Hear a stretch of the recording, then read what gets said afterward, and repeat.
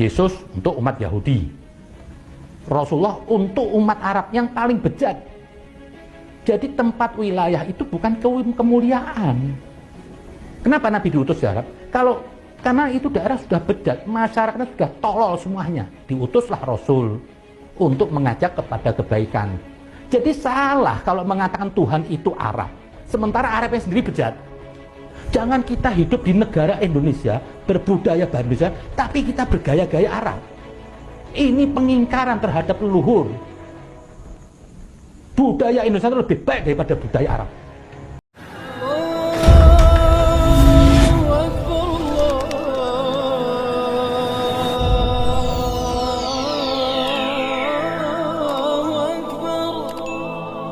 Menjauhkan umat dari Nabi Muhammad sudah masuk etnis, membicarakan tentang kearapan Nabi Muhammad SAW, sehingga muncul kebencian, mengajak orang untuk benci kepada Arab,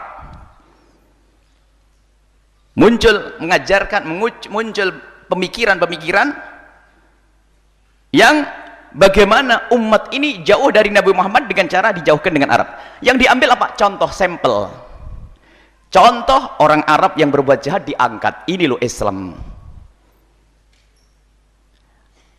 Kerakusan orang Arab, kejahatan yang ada di Arab diambil, kemudian digambarkan ilmu Islam. Padahal Islam tidak seperti itu. Kalau ada Islam keras muncul dari Arab, ketahuilah Islam lembut yang ada di Indonesia ini dari mana datangnya? Ulama Hadramaut, para ahli bait Nabi SAW Arab. Kalau ada suara Islam Nusantara, sebenarnya Islam Nusantara itu harus insaf. Islam Nusantara kalau memang ada, itu ngadopsi Islam Hadramaut yang lembut. Biarpun istilah Islam Nusantara sebaiknya tidak usah dipakai, karena Islam Nusantara ini yang maksudnya Islam yang lembut telah dipakai oleh orang-orang yang jahat untuk digunakan agar menjauhkan dari Arab, menjauhkan dari Nabi Muhammad SAW. Nah ini yang ketiga, ini Arab, membenci Arab. Padahal ulama-ulama besar seperti Ibnu Hajar Al-Haytami membuat suatu buku tentang keutamaan Arab, Mablahul Arab fi Fahril Arab, macam-macam banyak buku tentang keutamaan orang Arab dan hadis-hadis Nabi SAW tentang orang Arab. Sampai memang masalah riwayat hadis kita kembalikan kepada para muhaditsin, sampai mengatakan buhdul Arab nifaq, membenci Arab sendiri nifaq. Sekarang mulai muncul membenci Arab, sehingga kalau dilihat Arab rendah, naudzubillah. Nabi Muhammad adalah Arab. Pendidikan yang diajar oleh Nabi Muhammad, kalau kita melihat orang kafir, yang kita benci adalah kekafirannya, bukan zat manusianya. Bahkan ini orang yang menyeru hak asasi manusia dan kesetaraan gender, kemudian tidak maunya adanya diskriminasi. Ini orang, memang orang keblinger itu kadang-kadang aneh, harus menyamakan antara kulit hitam dengan kulit putih, tapi giliran orang Arab dengan bukan orang Arab dibedakan, orang Arab jadi direndahkan. Ini memang orang pusing. Sesaat mengangkat kulit hitam bisa punya hak untuk menjadi seorang presiden, jadi presiden. Memang semuanya begitu. Sesaat dia mengatakan inna akramakum indallahi atqakum, di saat dia pengen mengangkat dirinya sendiri pakai dalil inna akramakum indallahi atqakum, maksudnya aku loh yang paling takwa. Tapi giliran bicara tentang syariat yang lebih luas, boleh merendahkan Arab, tujuannya adalah sampai ke sana, merendahkan Nabi Muhammad. Li'anni Arabi, saya adalah Arab. Nabi Muhammad SAW. Muncul orang-orang semacam ini. Bahkan lihat, dari orang kelompok manusia yang menjauhkan kita dari Nabi Muhammad melalui kebencian dengan Arab, banyak yang kepleset dari lidah-lidahnya, sampai sunnah Nabi pun diganyang, dihabiskan. Kita mendengar bahwasanya sunnah Nabi urusan jenggot. Islam bukan jubah, Islam bukan jenggot. Innalillah, Nabi berjenggot, ikhwan. Bahkan sampai mengatakan bahwasanya yang semakin orang berjenggot itu bebel. Orang berjenggot itu tolol, orang berjenggot itu karena otaknya ketarik jadi jenggot. Ini sampai ada bahasa-bahasa aneh itu. Kalau betul kalimat itu muncul dari lidah orang begitu, tidak ada iman. Bughdul Arab kufr, nifaq. Sampai mengatakan orang-orang pintar banyak yang tidak berjenggot. Orang paling pintarnya di dunia dan di akhirat Nabi Muhammad berjenggot. Kebetulan saya tidak berjenggot.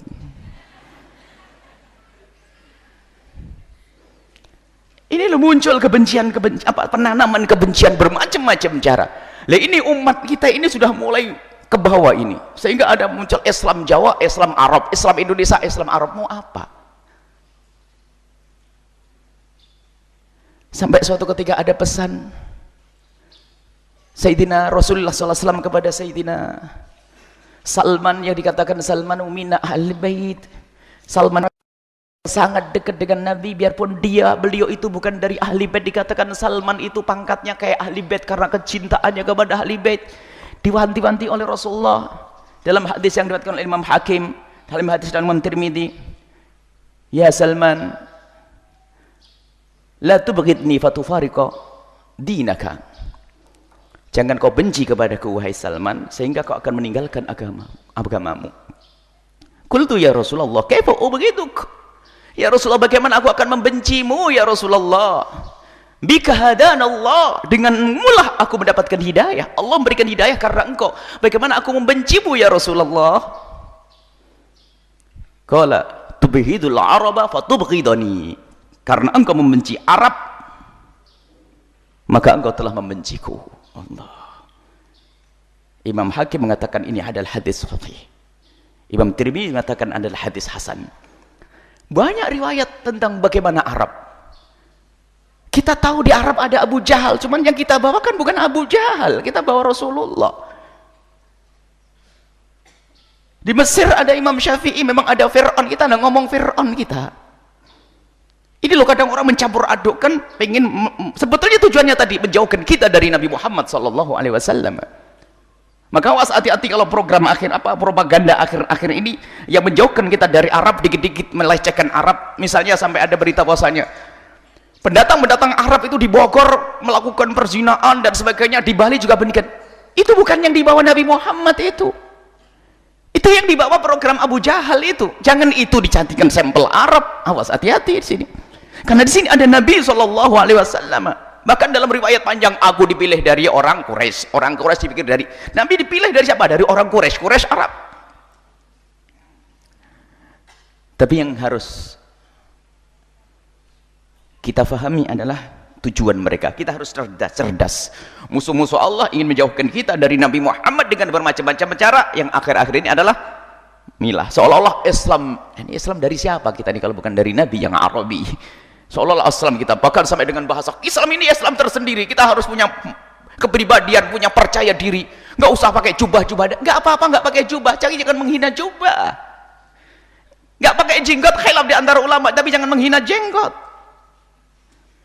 Innalillah. Memang kalau sudah kebusukan kan nifak di dalam hati, kekafiran akan muncul, diterjemahkan oleh lidahnya, merendahkan Nabi SAW. Bahkan satu lagi tokoh yang karena tokoh kita katanya. Tapi kita tidak, kalau mereka mengaku, biarkan mengaku, tapi kita tidak menganggap tokoh semacam itu. Merendahkan ahli bait Nabi SAW, keturunan Nabi SAW, datang ke Indonesia katanya hanya untuk syahwat, dan dia bukan tidak ada apa-apanya dari Islam. Naudzubillah. Yang membawa Islam ke sini adalah ahli bait Nabi SAW. Harus kita akui itu. Dan mereka adalah Arab.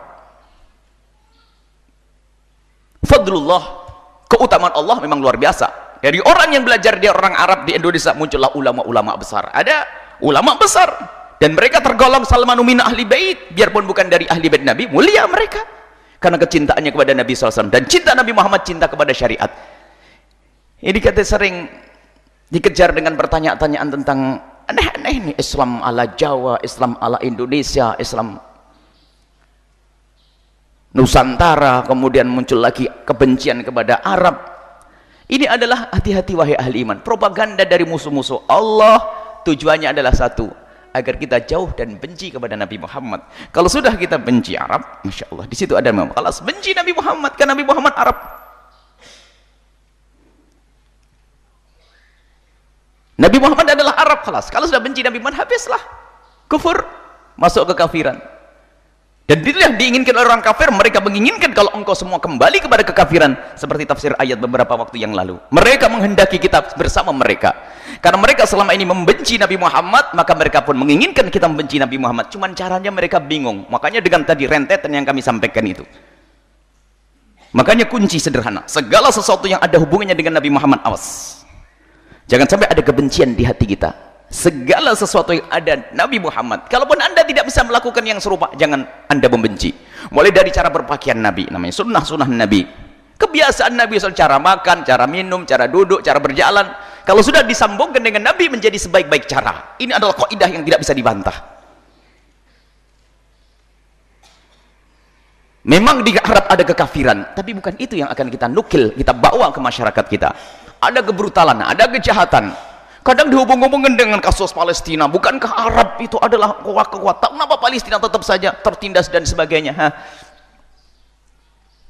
Membuat contoh Abu Jahal dan Abdullah bin Ubay bin Salul dibawa, diangkat ke permukaan, lalu dikasih label itu Islam. Yaitu salah, Abu Jahal bukan Islam, pembantaian bukan Islam, perzinaan bukan Islam, bukan. Nah, tapi mereka kan tempat turunnya Islam. Abu Jahal itu bersama Nabi itu. Jadi kejahatan ada di mana-mana, ada di Makkah, ada di Arab, ada di Jawa, ada di Indonesia. Memangnya di Jawa nggak ada orang bermaksiat, nggak ada bezina, nggak ada koruptor, begitu, nggak ada pencuri di Jawa. Permasalahan adalah kebencian dengan Nabi Muhammad yang tersimpan di dalam hati. Akan muncul ide-ide bagaimana menjauhkan dari Nabi Muhammad. Nggak tahu tahun depan ada apa lagi kira-kira. Ini Arab ini akhir-akhir ini paling crash, ini paling baru ini. Bagaimana menjauhkan kita Nabi Muhammad melalui Arab ini, melalui membenci Arab, ini muncul akhir-akhir ini.